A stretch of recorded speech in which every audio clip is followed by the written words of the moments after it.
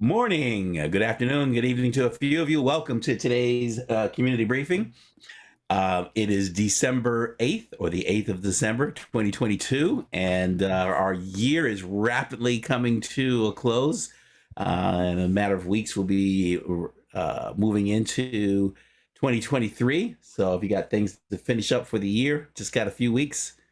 And how many days to Christmas? Maybe Mm, less than two, less three than, weeks.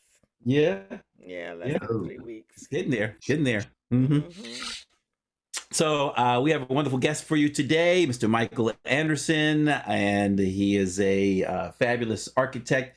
He's going to talk to us about some of the things that are going on here in the city, in the area, some projects that he is working on. So we're looking forward to a great show. My name is Gregory Sneed, and company name is Lifesaver Financial Services, where I help my clients keep more of the money they make, and I do that through life insurance solutions, financial coaching, and financial literacy training. Because I firmly believe that when you feel better about your money, you feel better about your life. And now, our South African queen. You're still South African queen until the end of December, I think. I She just think got. so. I think Okay, yeah, so. we'll keep that going for a little bit. But hailing from Buffalo to South Africa, now Los Angeles, please join me in welcoming Crystal Mitchell to the virtual stage. Oh, hello, everyone. Welcome to the community briefing. We are a platform that is powered by Recycling Black Dollars as well as the BBA, the Black Business Association, sponsored by Southern California Edison, Wells Fargo, and SoCal Gas. And this is your platform. It's the platform that brings our stakeholders and leaders to you so you know who is having conversations about you. When you're not sitting at the table. And you can also call them out if they're not and make them accountable for what you feel they need to be. So thank you guys for joining us. We are so happy. We got a fantastic team. Mr. Gregory Sneed, who just introduced himself, Mr. Stephen Turner, and Miss Robin Billups, who will not be here today because she's going through treatment. But she did send her love and blessings. And Michael, of course, she definitely sent her love to you Hmm. because you her boy, and so she wish she could be here but she can't.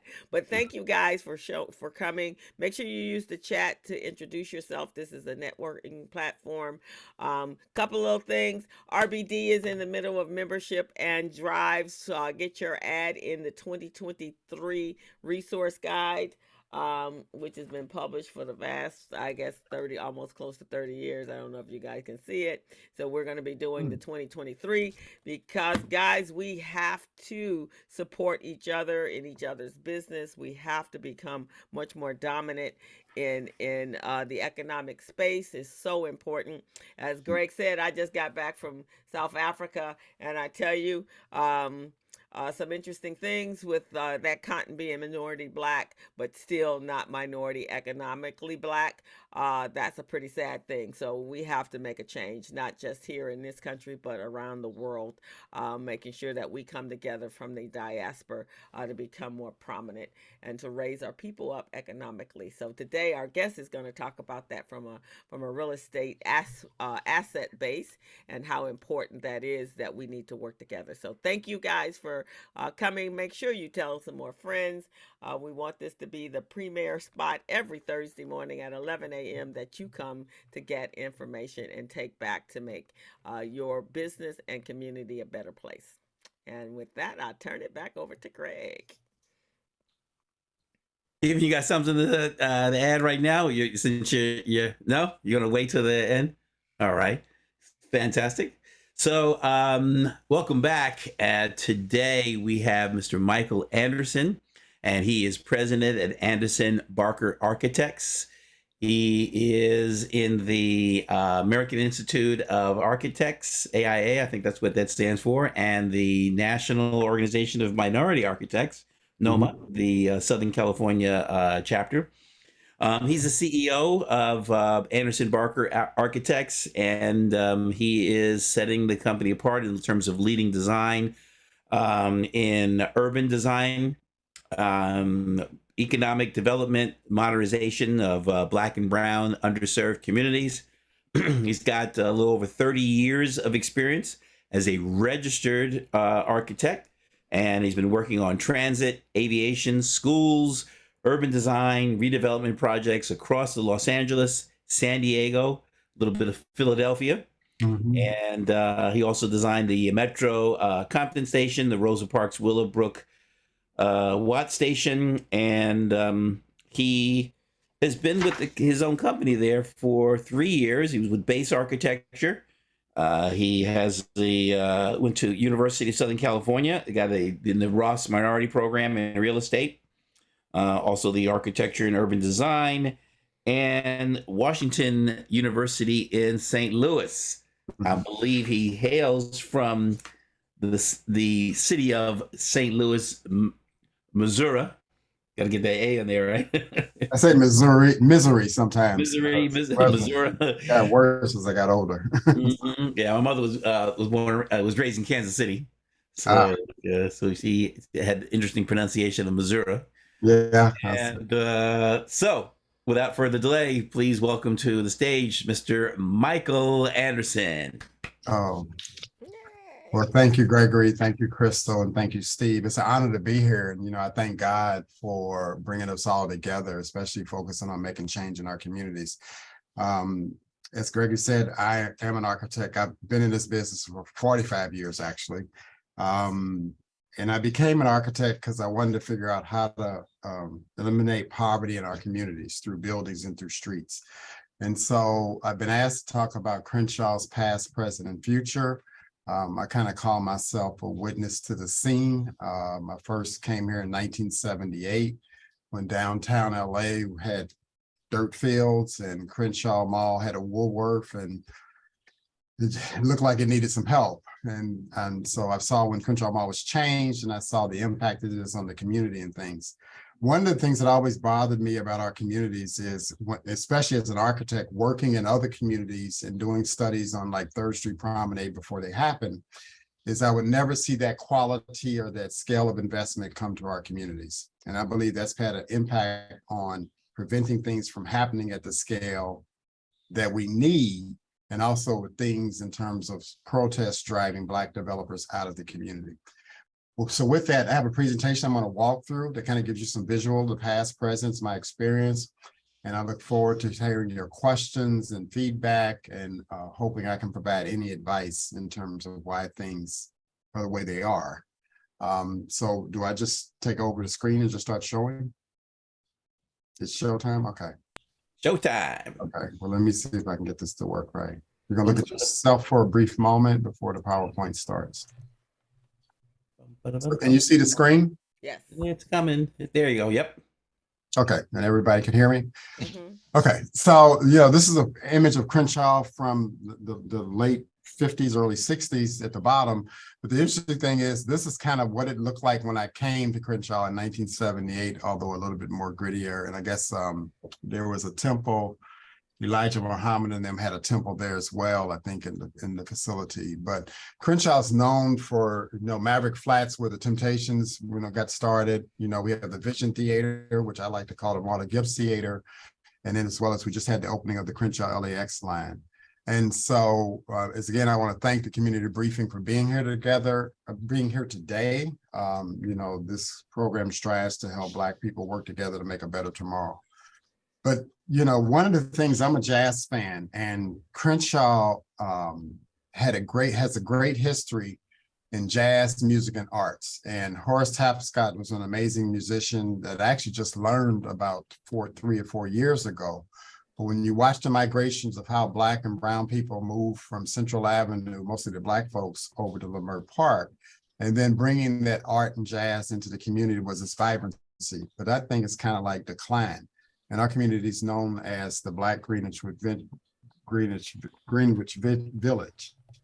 But when I would go on dates in Westwood and Santa Monica in the 80s and 90s, as I would visit these places, I kept wishing that this was happening in Crenshaw and Leimert Park. I wish Billy Higgins was like having jazz concerts and things, and we had walking streets and restaurants and parking structures. I just wish that we had these things. But Crenshaw today has opportunity for development. As you know, Hudson Properties just won the selection of the Santa Barbara Plaza. And then we have the 2 city lots behind the Leimert Park Theater, as well as the city-owned lots have now been put out for an RFP for developers to develop the property. And I'm not sure who the developer is. But the future of Crenshaw looks very promising with Destination Crenshaw, along with Hudson Properties just winning the award of Santa Barbara Plaza, as you see down here in the bottom. But I've always dreamed of Marla Gibbs Theater, and I call it Marla Gibbs Theater because in Culver City, they call it the Kirk Douglas Theater, is that the Vision Theater, which Marla Gibbs at the time owned, I always saw as a great opportunity for Black Hollywood to be showing the films of the 90s and now of the millennial in our community, where we would have screenings that bring a lot of prominent Black and brown people to the community. But that hasn't happened yet. And still today, we're still waiting for Leimert Park to reach its potential. But I have heard the word potential in Crenshaw for over 40 years. And I always think you can never ask an athlete to reach their potential. They have to be the potential. And the challenges we have with economic development in our community, some internal, actually a lot of it's internal in terms of the fear of change, as well as not getting the right scale of capital investment to make the right scale of developments happen as they should. To the left is an image that was created when I was studying Leimert Park feasibility study. And the green, the Leimert Park Plaza that you see down here was the vision for what it was to be when we sought funding in 1993, but it was never built like that. But what always inspired me is a quote from George Bernard Shaw, is that some people look at things the way they are and ask why. One of the things that inspired me as a child, I always dreamed of things that never were in our community and asked why not. And that quote stuck with me when Robert F. Kennedy talked about making changes across America. But what's most important for me, and I think what's most important for all of us, is when we don't succeed and when our communities don't succeed, our children don't succeed. Crenshaw, since the riots of 1992, which has been over 30 years this year, has not seen the economic development that has happened in other communities, West Hollywood, Santa Monica, and other places. And for me, what sticks with me is, what do the children see in our community? The kids that were 18 years old then are now 48 years old and likely have kids and grandkids. So let's go through quickly of Crenshaw through the past in terms of development efforts. I call it a witness to the scene because I was a part of trying to make those development things happen. Lost millions of dollars of opportunities and lost hundreds of thousands of dollars in capital. And, you know, Black folks, we can't afford to lose that type of capital. So when Crenshaw, you know, I first started working in 1983, where I did some facade improvements, even though this is a photograph from recently, the metal banners that we put up are still there from 1983. And then when the Crenshaw Mall opened in 1987, people may not have recognized it in the celebration of the mall opening. Alexander Haig was the developer. But that mall, when it came online in 1987, was already outdated by 7 years because it was a discovery, by 3 years.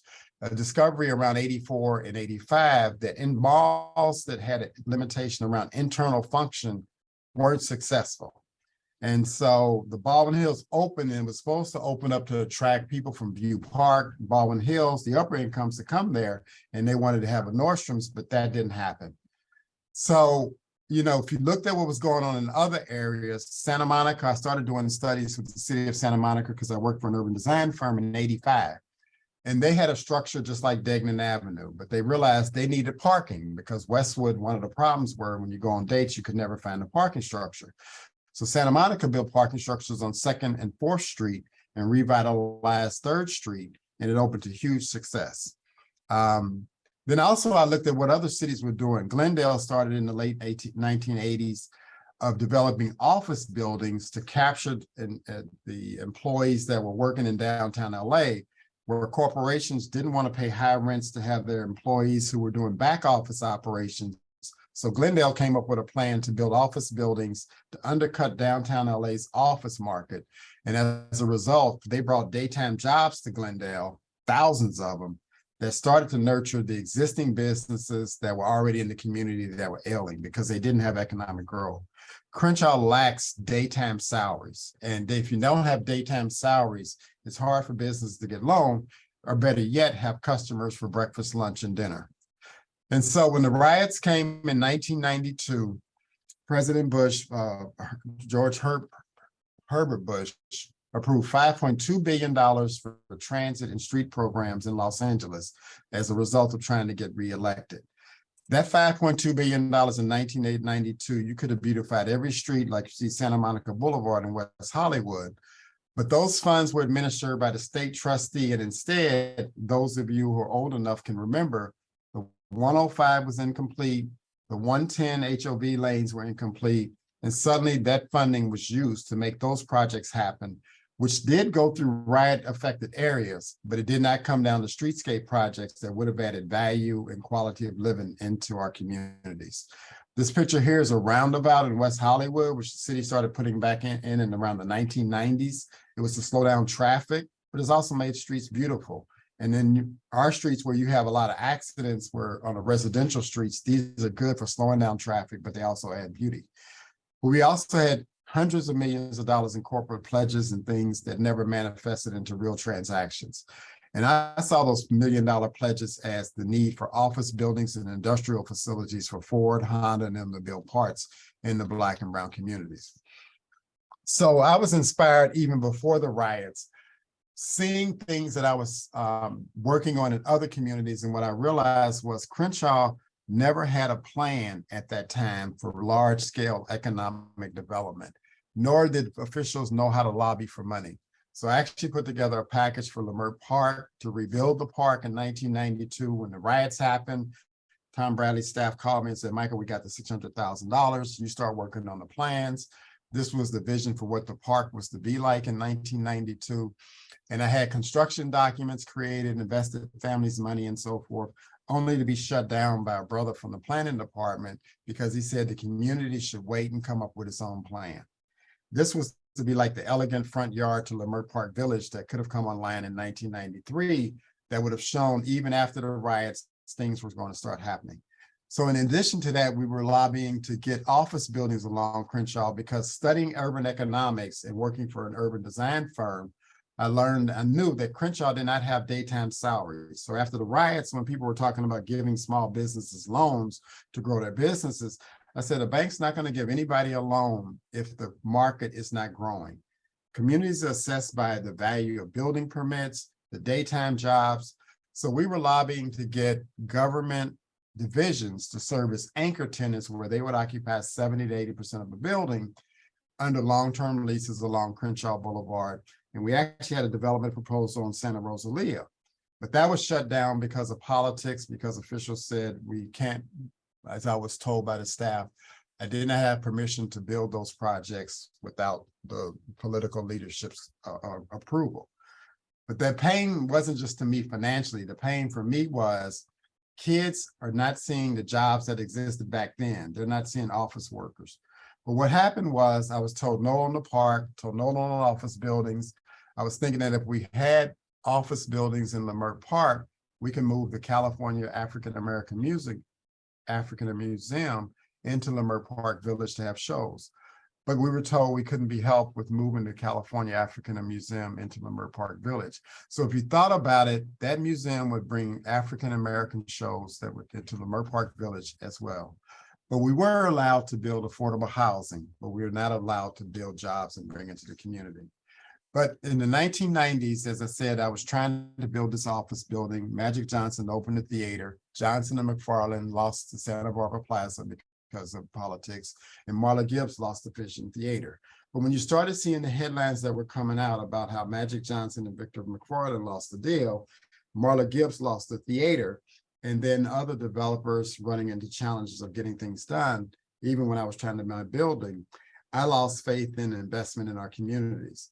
But some of the partners that were building a part of Johnson's development team was Victor McFarland, who Victor McFarland today is now doing a $1.6 billion tower in downtown Los Angeles. And his partner, Don Peebles, is now doing a $5 billion tower in New York. which will be the 11th tallest building in the world. So, and I point this out because when we have African-American developers pursuing developments in our communities in the 90s, and because political forces challenge them or either drive them out of the community, that dissuades a lot of other Black and African-American investors from coming into the community. And so I think about when Magic Johnson was doing this project in 1994 and 95, and then was refused to develop Santa Barbara Plaza, we see now that's going to a major development corporation. But just think about it, if Magic Johnson had developed that project and his son was still in the community as another second generation of investors into our community, what that would mean for the young children.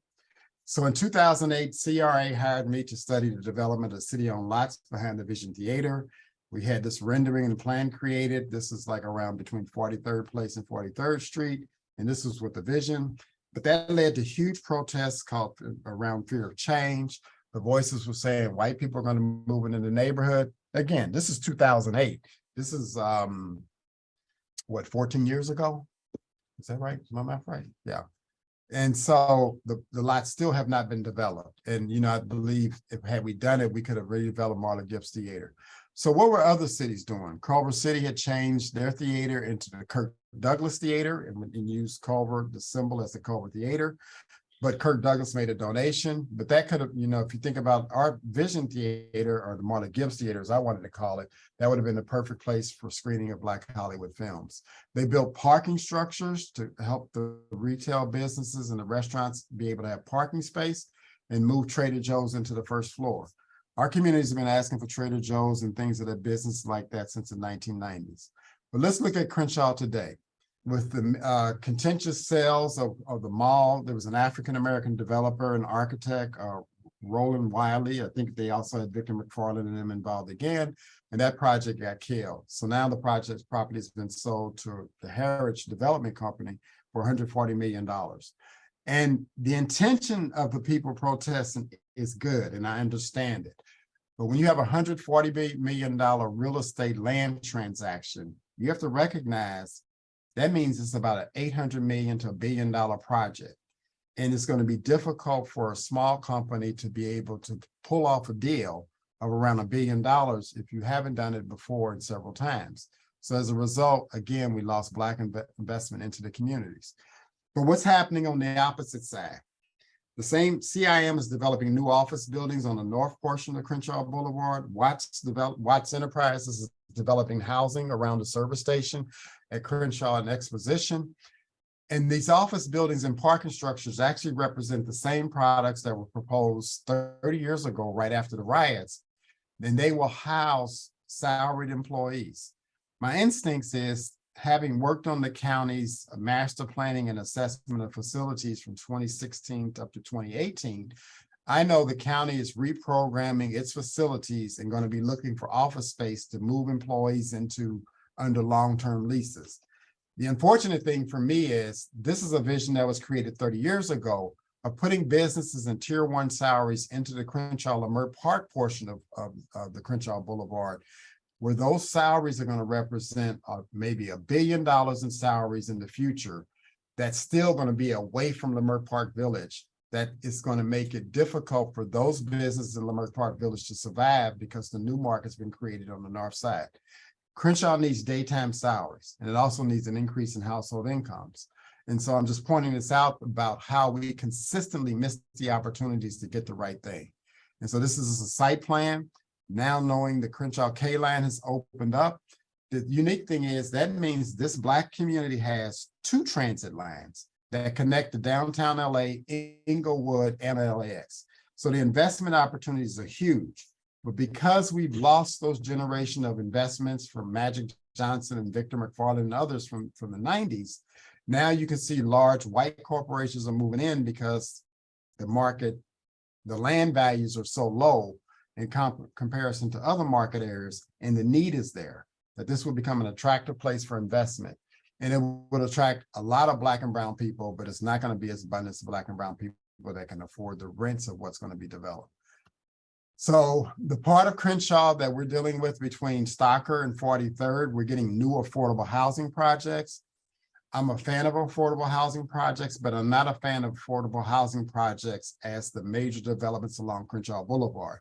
The reason is affordable housing development using low-income tax credit primarily is for low-income families and households. Not to discriminate against them, but when you need economic development, you need tier one jobs, you need people making $100,000 and above to work and be in Crenshaw so that young Black children can see people that they can be inspired to be, but also so businesses like Hot and Cool Cafe and other places know we have daytime customers, we can earn $10 to $15 per check, knowing they're going to have a profitable business. That's economic development. But as Crystal just said early on, Hudson Pacific has just been awarded and selected as a developer for Santa Barbara Plaza. You know, this is going to be a great project. It's going to add to what's already there with Kaiser Hospital and the housing that's been built by Meta Housing. But if you think back, again, and I'm going to make reference to Magic Johnson losing the opportunity to be this developer. And again, this is not a Black development company, but the project will be a good impact on the community. But again, we missed out on that opportunity. And to the south, you may or may know Dorset Village, which is off of 8th Avenue in Slauson. That project is going to be redeveloped into a larger scale apartment project. Destination Crenshaw is coming forward and things, so the vibrancy is starting to pick up, but not at the scale in terms of what I feel is necessary for Black and brown people to really benefit. So what is the opportunities for Crenshaw?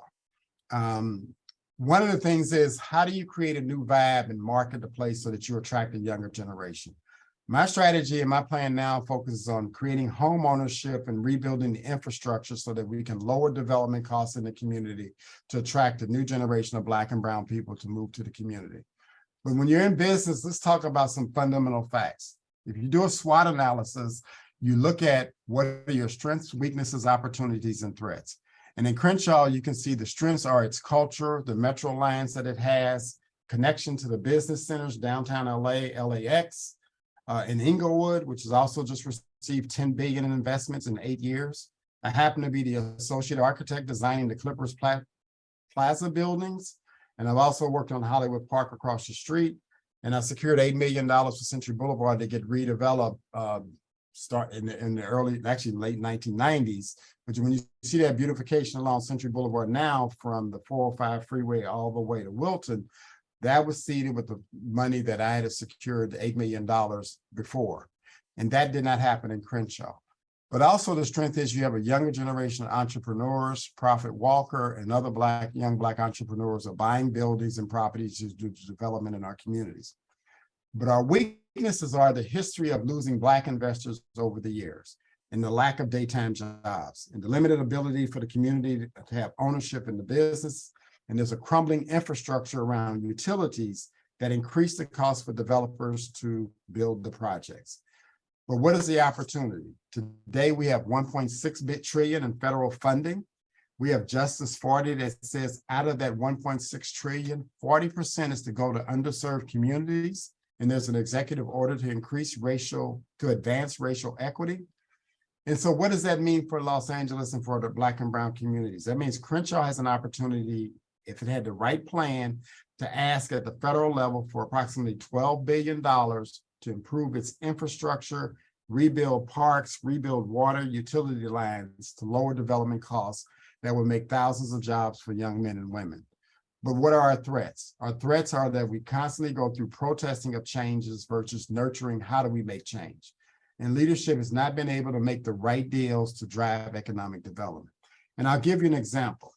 Hollywood Park in Inglewood was on hold for over 7 years. Mayor Butts got elected, started moving the project forward where the previous administration couldn't. And a $2 billion project turned into a $7 billion project. And Inglewood has received $10 billion in private capital investment within 10 years. That's the magnitude of investment that the Crenshaw community needs. But I want to talk about one thing with the federal funding that exists. This is an important book. If you have a chance to read it, it's called White Space, Black Hood. One of the things that we have to recognize as Black people is that we generate tax revenues that's used to build roads, streets, and infrastructure. And that money goes to other communities simply because we typically don't have a plan or nobody's asking for the volume of money that we put out. The transit dollars through gas taxes, the taxes you pay and property taxes, all aid in making LA a better place. But our community always gets out politicked. And I'll give you a tangible example. The purple line was to stop at La Cienega and Boulevard because the people west of La Cienega Boulevard did not want the transit system coming into their communities. But when developers learned, or the community learned, it drives up real estate value, it drives investment. The purple line got 2 contract extensions or 2 funding extensions to go from La Cienega to Century City and then all the way over to the West LA VA Center. Our communities do not get those opportunities. So one of the things I want to talk about quickly, and that's just to sort of talk about what Crenshaw could be in the future. We did the Metro's TOD study for Metro in 2012. We're focusing on making it underserved communities into a modernization project by creating accelerated wealth for Black and Brown communities.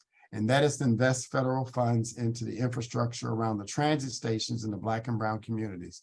And we're targeting to have ownership and new infrastructure in underserved communities where we're investing into a 1-mile diameter, an investment that links adjacent stations that increase the Black and Brown home ownership, that has new large capacity utilities, streets and sidewalks and also what we want to do is we want to focus on delivering housing in Black and Brown communities by building a new utilities and rebuilding the open spaces in our communities where we can start making our communities vibrant and beautiful streets and create a better transit experience as you drive through our communities from Long Beach to Compton, through Crenshaw to Inglewood, make that an entirely better experience by making our transit stations into destinations like you see in Culver City or in La Cienega and Jefferson.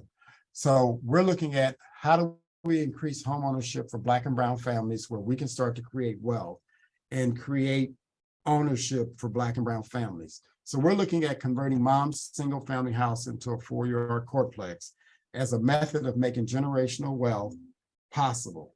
And we must do it in a way where we benefit existing homeowners first.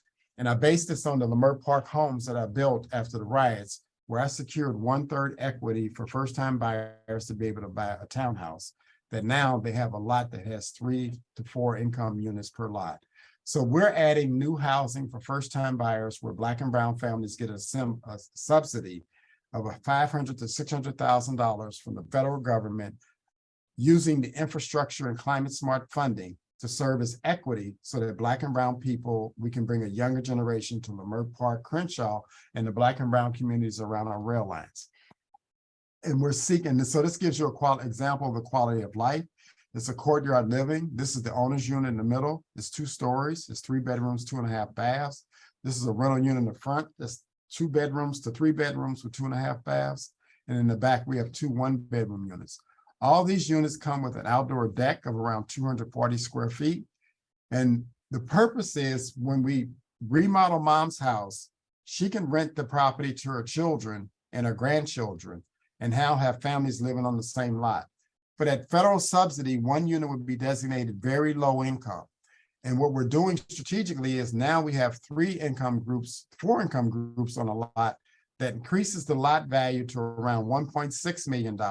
But the average household incomes on that lot becomes around $250,000 to $300,000. That's tangible economic development. So if you imagine adding 10 of these to 1 block, suddenly you now have $16 to $20 million in value added to the community. And that's what drives up the revenue. But the beautiful thing is you get more Black and Brown people moving into the community to replenish the culture. And then the younger children will see more people that look like them or who they want to aspire to be. This is creating wealth, and it's also creating cultural replenishment in our communities in a way that's not being done today. So how do you get money to help Black and Brown communities rise like this? So here's the economic equation. There's $1.6 trillion in federal funding. Accelerated Wealth and Transit Development asks for $45 billion for infrastructure and for Black and Brown families to get a subsidy so that they can have a 4-plex or remodel mom's house into it. And that subsidy reduces the debt service. This is only 2.4% of the federal funding that's been allocated that must be spent between 2022 and 2026. And this is what I go back to Cheryl Cashin's book, that if we're not asking for the money now, non-Black communities are going to get that funding that's designated, of which 40% is designated for Black and brown communities. So I read the president's Building a Better America book, and the project that I'm proposing addresses these 8 categories under that Build a Better America, which is how you match the request to ask for the funding. So here's the two executive presidential orders targeting specifically Black and brown communities to advance racial equity, but Justice 40 is key. Justice 40 states that of all the federal funding approved under the Investment into Infrastructure and Jobs Act and the Inflation Reduction Act, which has $390 billion for climate and energy programs, and we're targeting that climate funding to remodel the housing and service subsidies, because the housing in the Black communities are older housing stock and it makes it very expensive to operate. But that's how we make the deal for Los Angeles to increase ownership for Black and brown families across LA County. And basically we're asking for about $35 billion to address for 100,000 families. So we have an economic company, McKinsey & Company, and the Urban Land Institute have a proposal to do what's called an economic assessment. It's a 5-week exercise.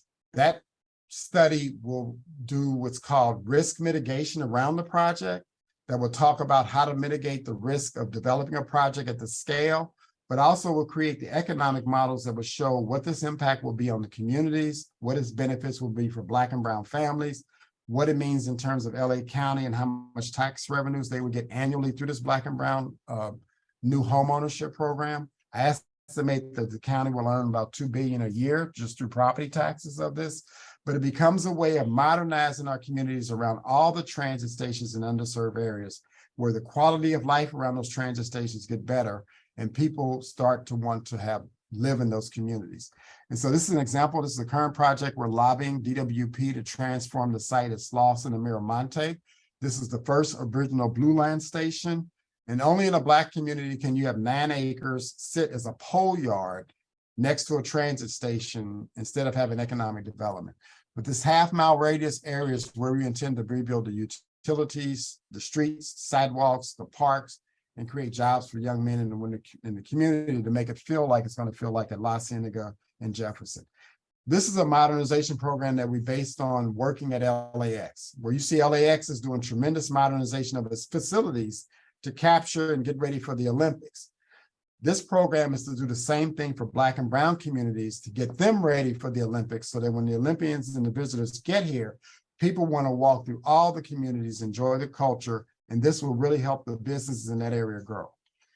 And with no disrespect, rather than brothers being out selling T-shirts for this one-time opportunity, we want to be able to have where cultures from all over the world come into the community and visit parts of LA that are Black and brown, and those businesses to grow, where they can grow the wealth in their home. One thing I want to say in this program that's important to me, it has a large real estate transaction component to it.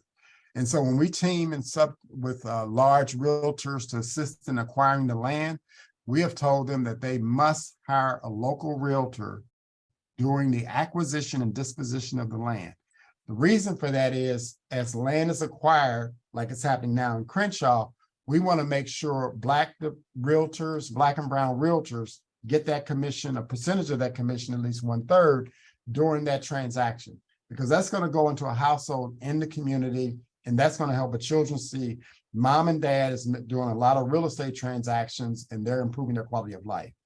So this is an example of if we were to do this in Martin Luther King and Crenshaw, we have the DWP site here, which Krispy Kreme's is next to, that could definitely function as an office building. I strongly recommend we rebuild Leimert Park in a more elegant way so that it makes the park function in the urban context. And what'll happen is you'll see development like you see over here near Willoughby and Sycamore, which was an area off of La Brea and Santa Monica Boulevard, where now Jay-Z's company was over leasing space for a while.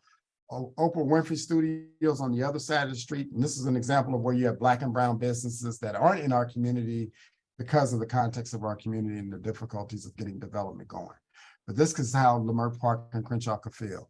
So basically, this is a strategy to get LA ready for the Olympics.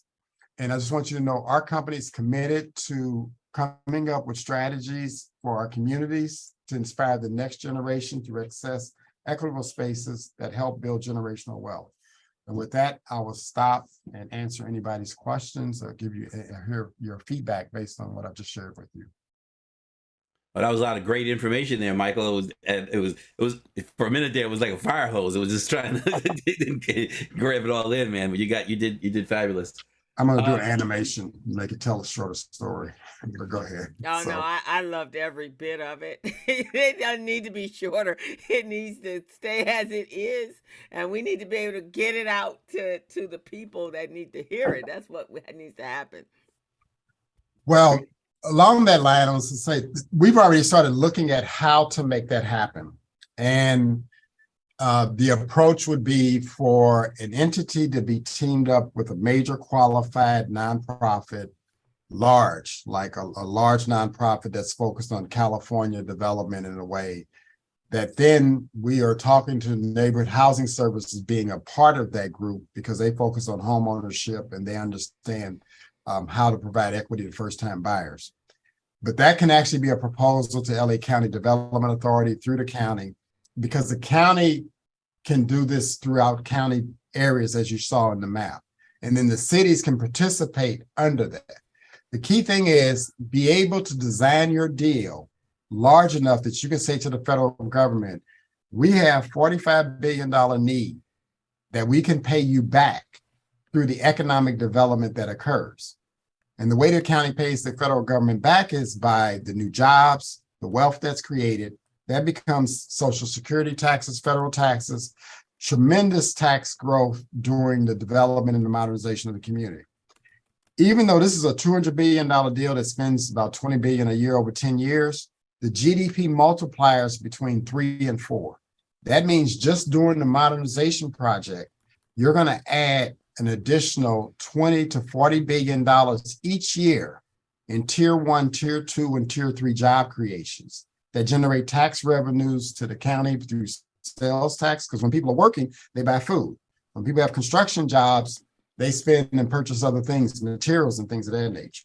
So that's what I call programming a project that creates, most importantly, the economic chemistry that generates the cash flow that creates the return on investments. That's what our communities don't have. That's what's going on in Inglewood right now. Investment is driving additional investments.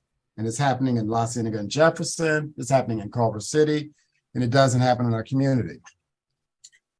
Well, it doesn't happen in the community for a number of reasons, but you touched on one where there's actually community pushback for that development. And I hear that a lot in Inglewood where people complain, oh, it's gentrification and, the mayor sold out the city, so we kind of shoot ourselves in the foot there as well.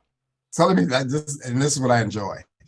So the beautiful thing about Inglewood, and you may or may not know, Inglewood was sitting on affordable housing money for years because they didn't want to build affordable rental housing. And when the redevelopment agency went away, Inglewood gave $46 to $49 million to the state that I was lobbying and said that could have gone into home ownership.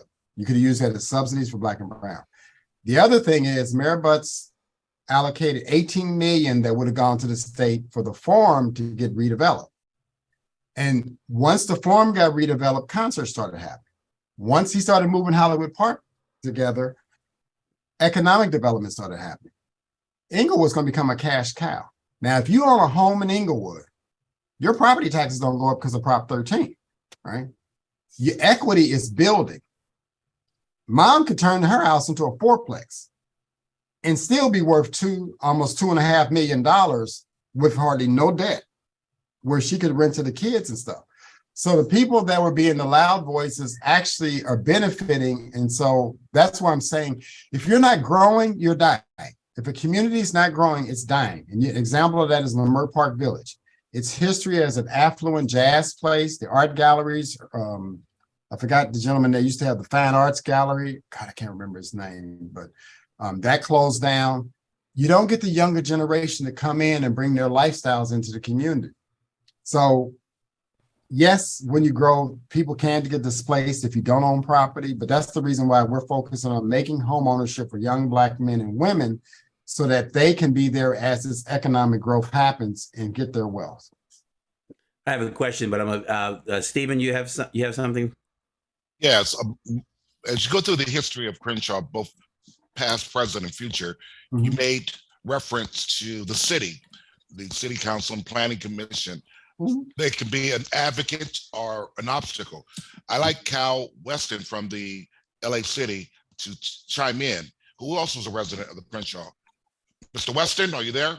Unmute yourself. Hi, good morning. Can you hear me? Yes. Yes, I hear you, Cal. Hi, thank you guys for having me. This was an amazing presentation. I'm actually on the board of the Black Professionals of LA City Planning, and we worked on a document after the murder of George Floyd to identify and address systemic land use practices within the city of LA. We can't hear you, sir. We can't hear you. Let's see. A little bit muffled. You're muffled. Try to repeat the question, Cal. Put some bass in it. Can you hear me? I'm sorry. I'm using Have you a share this microphone. presentation with Black planners in the department. I'd like you to share the document with you that we created amongst our group in the aftermath of George Floyd. Oh, you're asking me to send it to Cal and Winston. You asking me to send you this presentation, Cal? No, I was asking you to speak to the Black planners, to share. Oh, I'd be happy to speak to the Black planners. Yes.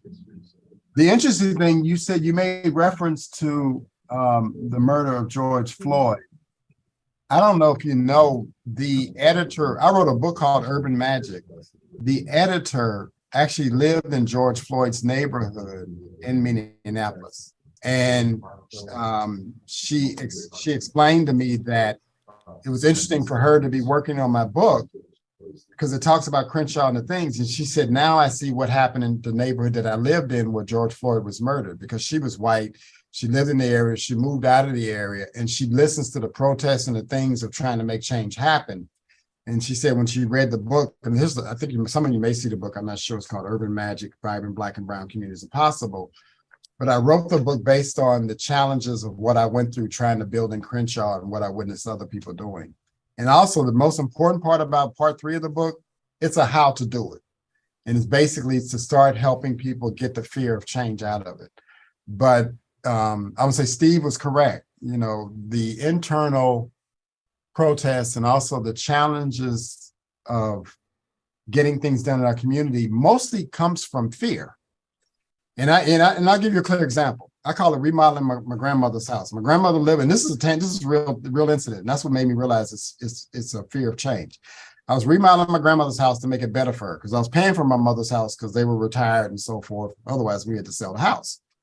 She hated me through the whole remodel process. She came up with 4 church members, and then I realized they were a little gang coming in because they were like, I said, can I make you some coffee? No. You want some pastries? No. Right. And it's all because the house was under construction. It was a mess. My grandmother was griping. I almost said the wrong word. As soon as I finished it, girl, look at my house. She brought the same ladies over. Girl, he is the greatest person in the world. Look at my dimmer switches. Look at my stove. It has a grill that rises and, a fan. I mean, and that's when I said, you know what? Changing the community is like remodeling grandma's house. They can't deal with it until it's finished.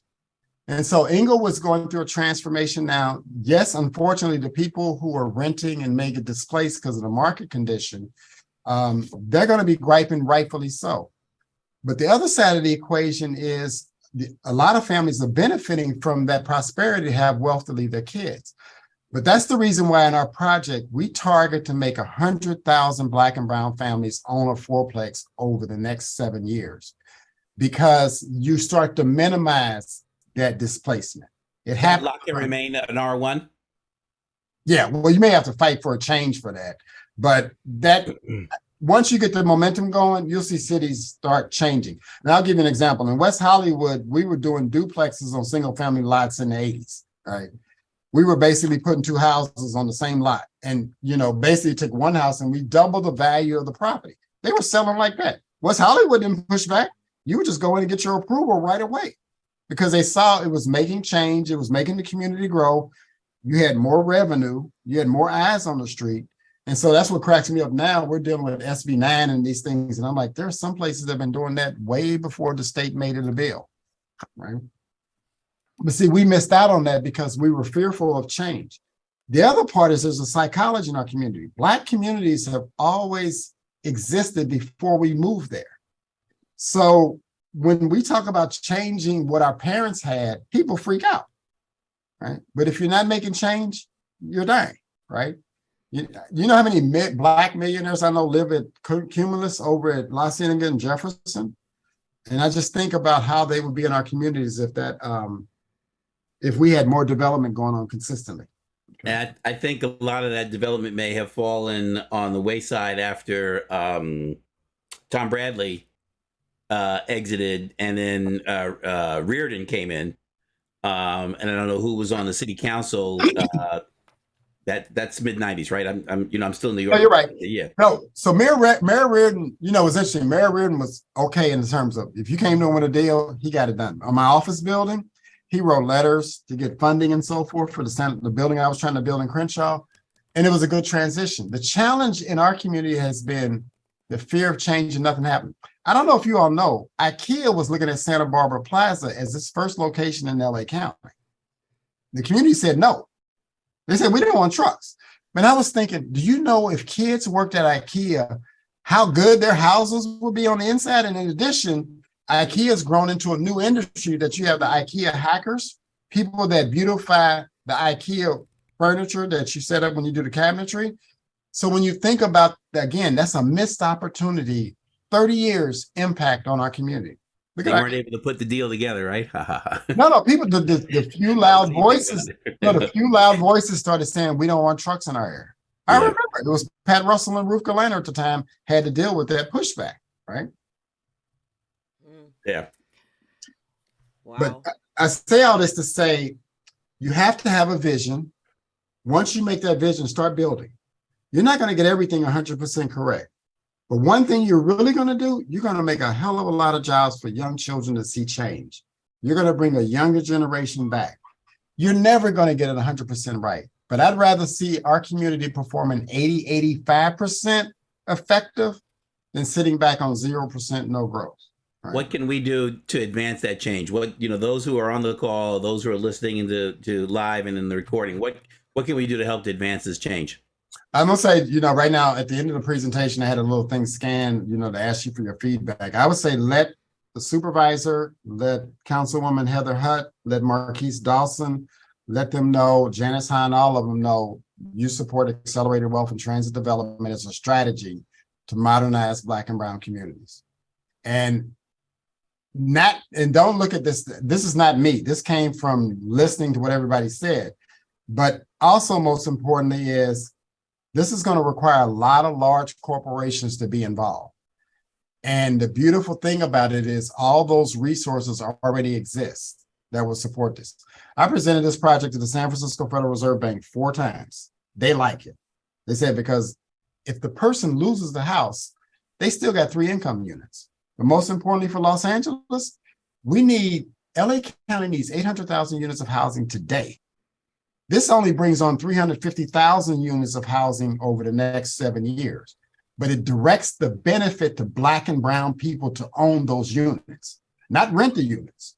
Then you can rent it to your family and friends, right? You can have your kids living on the same lot. Because I'm 64.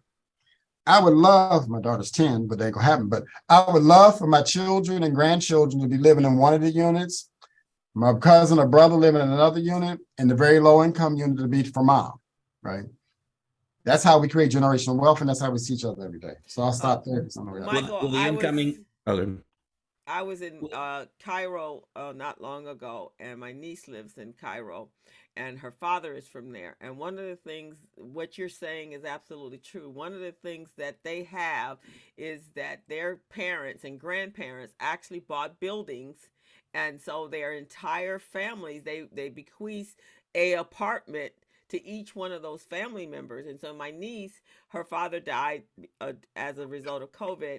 And so he had multiple properties left by his family. So she actually has 3 units. And so she's been able to sell some because Cairo's going through a redevelopment. And so she still has those, but they have income coming in addition to that. So you do Mhm. make a lot of sense Mhm. that, you know, there is discomfort that comes along with change. It has to be. I know Addison talked about change and displacing people, but at this rate, they're moving us out anyway, right? Because we don't have a voice, we don't have power in Well, our it's worse. It's community. worse, Crystal. I'm gonna say they don't even have to move us out Yeah, because we're becoming homeless because there's not enough units in the market. That's why the Black population is the largest percentage of homelessness. There are a lot of single Black people, young women and men, who have no family that are losing houses because they, they don't have the resources. they We don't have don't the have resources. housing. If we had more housing, rents would be lower. Right, exactly. Will the new Cherie, city hall Sherry? administration be any different coming in? I hope so. I think, one thing I love, Karen's smart and she gets it. Once she starts to, she can think things through. A lot of political officials can't think things through because it's hard politicking, but she tends to. But, we've talked to her about this. I gave her the book, but she's got a million people asking a lot of things. And that's one of the things I'm trying to tell everybody. Let's say we have a plan, because everybody on this phone, on this Zoom, this would interest you in getting what you want to get done faster. Because in the end, when more money's around, more can be done. Exactly. Cherie, I know you are active in this community and real estate and development, and this girl has a very big vision. I've I been absolutely running. love Cherie because she thinks big. So Cherie, would you like to comment? You're on mute, Cherie. Yeah, she's trying to find her mute down at the bottom. Yeah, thank you. This is great. And I love, Michael, how you just, took us back to understanding Crenshaw and the assets, what others are doing in other communities to revitalize, and how we need to think about things differently if we want to be an economically viable community. A lot of things are happening. I'm very excited to be part of our community now. I'm never, ever leaving, ever, ever, ever. As you guys know, I'm working on the Stalker Street Creative Project with Stan Washington. We're building a 130,000 square feet new production and filming production and creative industry facility there. It'll be state of the art. It will be sustainable and for BIPOC filmmakers. So I'm really excited about that. And also, I'm really proud to be a part of the BOLT, the Black Owned and Operated Land Trust, led by Akil and Prophet Walker, as well as several other all the businesses in the building on Degnan, Hot and Cool, Ride On, World Stage, all of the businesses there. So it's an example of how we come together. They created a land trust, which is phenomenal, got others to put money into that trust, and then they're planning to build it. And I love that idea. I love the idea of co-ops. One of the projects I have on 49th and Crenshaw will be a cooperative ownership project that is meant for housing and also commercial. We want to make it so that other nonprofits can participate in the ownership. So it's not just rental, it's rental housing, but owned by people within our community. And it's also an opportunity zone project, which we will offer for investment into the project as an opportunity zone for people have an opportunity to do that. I love the fact that we are focused on right now, how do we leverage art and culture in our community? It is such a wonderful economic driver. And Crystal, I would love for you guys to look at that in a deeper dive if you have a chance to do one of your community briefings on art and entertainment. As you know, there's so many people in our community who are leveraging it. We have great, celebs and others who are here. So maybe that could be one driver. And the other is, the other driver that I see is around food, and not only just food in restaurants, but delivery, commercial kitchens.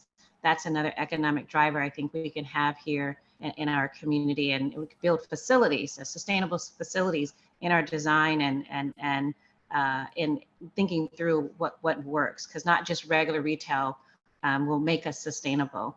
It can You're saying also like be ghost kitchens, right? Is it ghost yeah, kitchens, ghost and kitchens. that marries, yeah, with Yeah. distribution.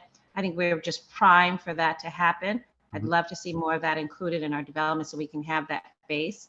Mhm. And then the last economic driver that keeps, rearing its head, but we don't really define it, is around technology. We have a lot of innovative people in the technology field. I'd love to see how do we harness that, both as it relates to economic development, jobs, but also to how we build out our spaces. So, Michael, you probably, we have the one project that is coming up for Marlton Square. It was just awarded, and I think it encompasses a lot of those aspects, and I think we need more projects like that. So that's my 2 cents for the day. Oh, no, thank you, Sheree. Yeah. Let me ask you a quick question. So are you finding yourself dealing with the infrastructure, the utilities that service the site now? Is that like a major cost issue? So interesting, for any project, we have aging infrastructure here in Los Angeles. So whenever you are building, the issue of utilities is a problem, because upgrading is a problem. The Department of Water and Power only has so many engineers, I think maybe 2, I don't know, who can design and upgrade. It takes So 5 years. The reason I asked you that is that's the major component of the strategy, is to rebuild right. all the infrastructure to 2 to 3 times the capacity, so developers don't have to pay for that. And what that does under the infrastructure fund, that gives the utility companies greater revenues using Sure. federal funds. And when you tear up your utilities, you get to rebuild all the streets and sidewalks.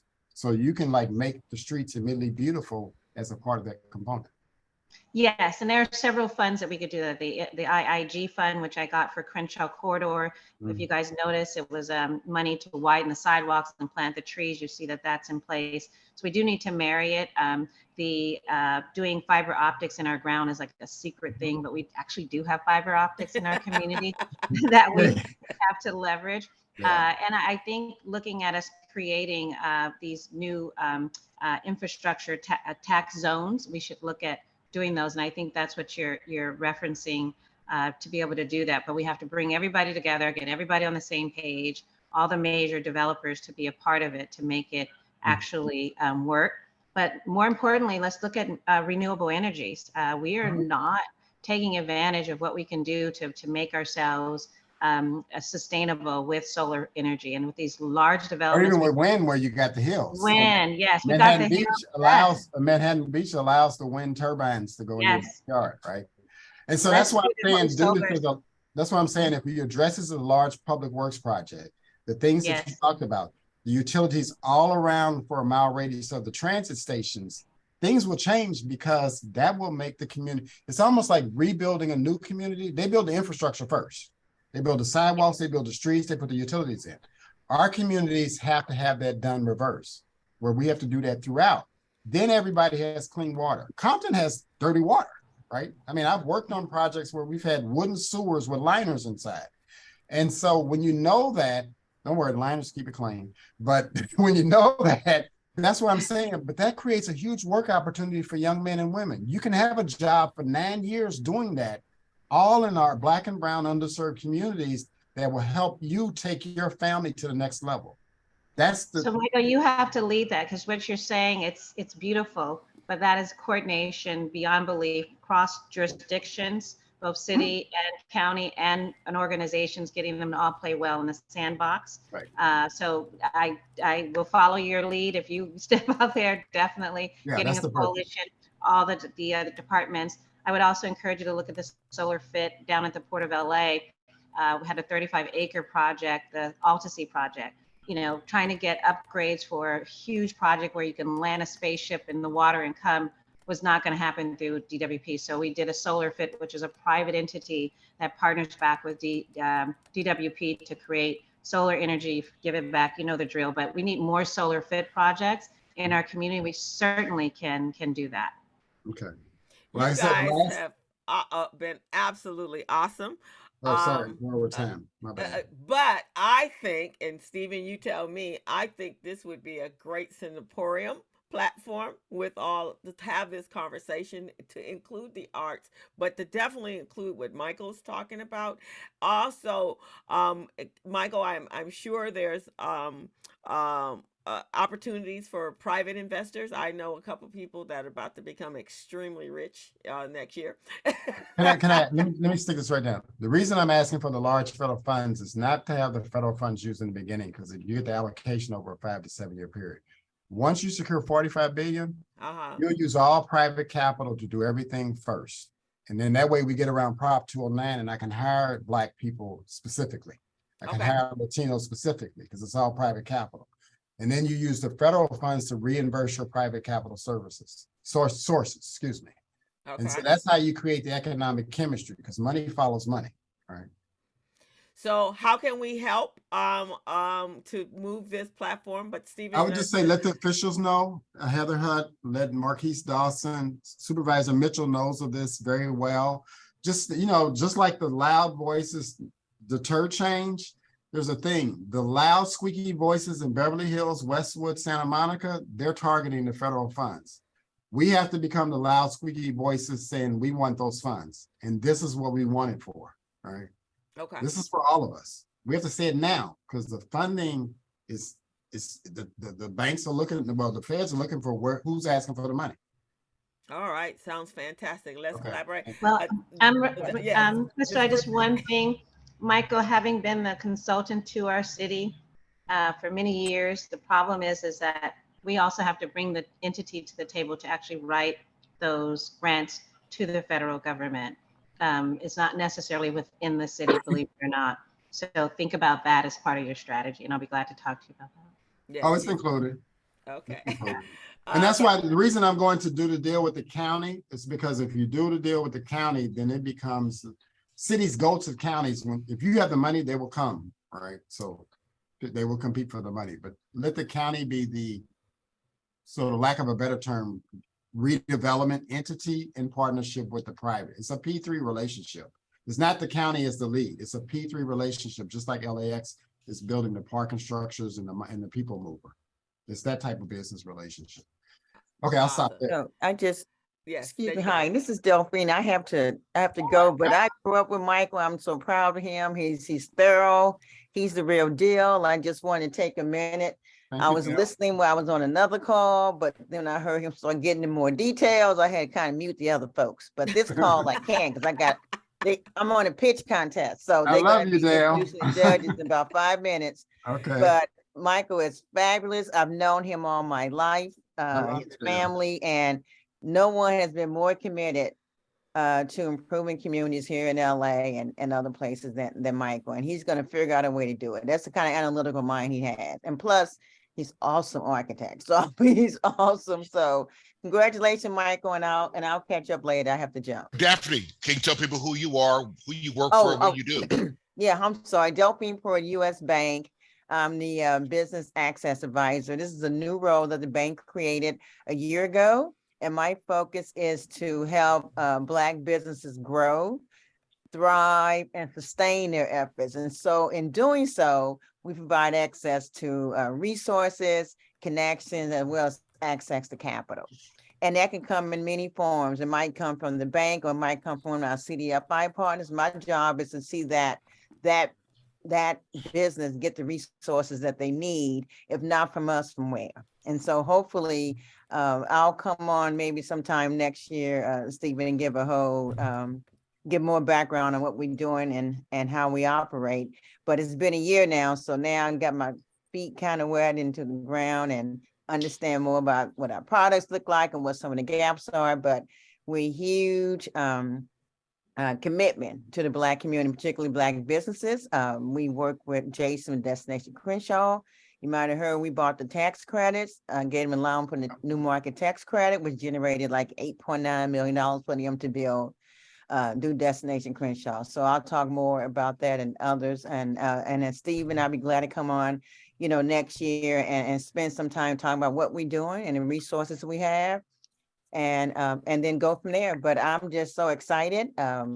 to hear Michael and to be a part of this. I do listen. Sometimes you don't see me. I'm in the background listening because I have another call at 11. So sometimes I cut off one and listen to the other. But I really appreciate the work that Crystal and Stephen and Greg are doing here in this space. I think is definitely needed. And this is how I think you build wealth through this knowledge space here is knowledge about what's going on so people can fully participate. If they don't know what's going on, they don't know how to fully participate. And I'm just so excited. So and Delphine just bought Union Bank, so she's got a lot of money. Yeah, right. and more on that, but that's a good acquisition, and it's going to be more on that because what I want to talk about next year is that if you have not reviewed the community benefit plan that CRC we did an agreement with them, it's very good. And I mean, speaking for someone who's definitely been always committed, to underserved, all the work I've done in my career through Fannie Mae, Bank of the West, and now U.S. Bank, it's been focused on underserved and minority communities. Well, let me interject. So the key thing about the federal subsidy that I'm asking for, her bank, that $100 million commitment, $1 billion commitment they're making, when they know you have 30% equity, they're going to do the deal, right? So we're making the bank look good while making you benefit. That's the whole strategy, is to make that chemistry, that strategic relationship, that it works in everybody's interest and is mutually beneficial to everyone. So anyway, I'll come back, but that community benefit plan, I look at it. There's money. We're going to create a racial wealth fund, fill some gap. I mean, it's a lot of things in there and resources that I want the community to know, to hold us accountable, but also CRC is going to hold us accountable. But it's a 5-year plan and some really good resources in there to really focus on small business as well as home ownership and community development. So I would come back and spend more time on that too, because I think you all should know about it. So what the resources are, but it's $100 billion plan. And it's got some really great stuff in there. Really, really good stuff. I think that can move the needle that we need to have the community access and be aware of that, so that you can, hold us accountable. We can get our fourplex. I want us to we can get our fourplex. Well, okay. Well, I don't know about that, but we go. But anyway, thank you so much. I got to jump. Thank you, guys. Yolande, and then we're going to wrap up. But guys, you have been awesome. I think we need to continue on this conversation, Stephen, on a bigger platform with a panel of individuals that are just speaking on this area, Cherie and Michael and Delphine. I think that's vitally necessary. Somewhat like Kevin did on the Biz Fed a month or so ago. Did you see that? We'll talk about that, but I think this would be awesome. Yolanda? I think, and also, Chris, I'm just going to say real quickly, this has to be our song. In other words, this accelerated wealth and transit development has to become the song. That means it needs to be heard more and more so that it picks up into a real deal. I like making good ideas, but you need the deal. We need to execute. You need the tangible people own a fourplex, have a better life, period. We need to be doing that now. All right, then we are in complete agreement with you, Yolande. Before we wrap up, and Stephen. Oh, Crystal, if you miss your things, it's crazy. You get to hear Michael Anderson. So Michael, hi. I am the board president of NAPI, the National Association of African American Parents and Youth. I launched it 1 year ago. Okay. Now I have 180 members. In 1 year, 180 Black families have signed up to this organization doing all the things you're talking about. We have our first Black Summit on the 1st of January, January 1/31, the night before the launch of Black History Month. And I would like you to come and speak. I wrote to Don Peebles and he hasn't replied back yet. Doesn't mean that he won't. Okay, I will. I didn't even know you were right here talking about all the stuff that I talked about on the last community briefing. $85 trillion made in the American economy. 84 trillion of that go to white men. 1 trillion goes to Black people, Asians, and white women. It's all about legacy and land. That's what it's based on. So your book, I've just ordered it. I've looked it up. I've read the spread. You got to come and speak to 100 Black families, Michael, because we've got to get this message out every day to these people. So I took your number down. I'll come to you directly. but I hope that you will participate. And my email In address is in there as comment. well. My email address is in there as well. I got it. I will email the flyer and everything to you. So Okay. thank you, Crystal, for such a great session. Awesome, awesome. And Stephen and Greg, and that's why we're here, guys. Go out and tell everybody to come back every Thursday at 11 a.m. for the community briefing, because this is where stuff is happening. We have to grow this platform. We need money to do that as well. So, so we need your guys' support, as well as make sure we're growing. So go out and tell everyone. The shows are recorded, so they're on Facebook as well, and as well as LinkedIn. If you want a specific show like this one, once I finish editing it, I will get it over to you. But this message he did today was vitally important. And for us to accept change, we have to be able to take the mystery out of it. Addison, that's where it happens. Take the mystery out of it. We won't be so resistant to change. We have to know what is happening, why it's happening, and what we can do about it. But if you don't tell us, then of course we go back into our native fear, and we push back. So that's just the nature of human beings, not just Black people. That's the nature of all human beings. So this is important. And Michael, thank you so much. You laid it out so clear and succinct that Greg didn't even have time to ask questions. I'm sorry, Greg. And thank you, Cherie, because Cherie's been working hard in this community. We have to get behind the people that are really in the trenches, that are really trying to do what they need to do. The more voices that is behind Michael and behind Cherie, the easier their job is. But if they're the only ones out there fighting, then, they just like squawk, squawk, squawk. You have to be more powerful. Stephen, who is here next week before we leave? Next week, please join us. If you were motivated by the words and the vision of Michael Anderson, follow up. And with that, we're going to have Arnetta Mack, who will be representing South Crenshaw, the South, and she's going to talk about some merchants, what they're doing, going by LAX and Crenshaw, and as well as Inglewood. And we also have Dr. Mays next Thursday.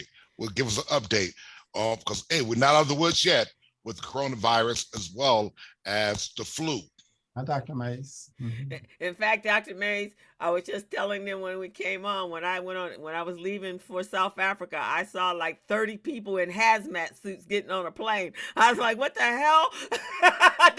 They had goggles on, they had head covering, they were going to China. So that told me that we got panic. There's panic in the streets, people. I have to send you a picture, Dr. Mays. It blew me away. I was like, oh my God, where am I going? Mass, where the mass? So come back next week, Dr. Mays, and let's make sure so we can be prepared. Somebody open the window, right? Yeah, right, exactly. So we can be prepared for the holidays. I know there was an increase in hospitalizations after Thanksgiving, and a number of people are sick. I know I got a message from Kaiser. Don't come here without a mask. So thank you, guys. Cherie has put her information in the chat. Michael has put his information in the chat, and so many other people. If you have the version of your Zoom where you can click the three dots, and you'll get a copy of the chat here with all the information. And I will make sure this afternoon I will upload this video to YouTube so we can get it to trend. Send it to everyone you know. At Thanksgiving, at Christmas dinner, this should be the conversation, right, Michael? Accelerated wealth and development. That should be everybody's tabletop topic for the holidays. Thank you, Michael. All righty. Good show, good show, good information. Thank every one of you for coming. Cherie, thank you. Tracy, Brent, Ardina, some of our regulars, Yolande. We so appreciate you. Armand, my business partner over there, he came in to listen today. So thank you guys. Greg, you want to take us out? I think you just did. Okay. And welcome to the second hour of the community briefing. Yeah, this is what happens at the business zone. We go into for 1 hour, and then next thing we got 2 hours. It happens at the business zone every Friday. And you guys tune in on Friday. Everybody knows I went to South Africa. If you checked out my Facebook page, I've been posting. But I have 2 young men that I met in South Africa. We're going to be broadcasting live to South Africa at 10 o'clock on Friday. They've created a skills training academy, but what they want to do is they want to do some international training exchange of our students and their students, bridging us together with the continent of Africa. I will tell you, the problems that we have are the exact problems they have on the continent as well. They feel the pain of us being stolen, as well as them being colonized and enslaved. We have to join together with the diaspora. It will give us a bigger voice. There are a whole lot more Black folks around the world than they are in each one of our countries. So we need to help them. They need to help us. So we're going to talk about some sort of exchange going on. I met the King of Ghana. I'm going to be working that angle as well. So it was a very powerful, besides having a great time seeing the country, I actually met some really positive people. So join us on Friday at 10 a.m. and you will meet 2 guys from Cape Cod that are starting a training academy, and we want to do some joint connected work together. All righty. Thank you, guys. See you. Have a great Crystal, day. Yeah. I put a for you guys a Christmas gift. It's my holiday playlist. All right, guys. So if you can click on it real quick or save the chat. But it is handpicked, curated, jazzy Christmas playlist and 700 songs. All righty, you guys go in there and grab that, because Mr. Greg is our resident DJ over here. And Chris, I'll send it to you. I'll try to put it on the Facebook page for the community briefing as well. Oh, sounds good.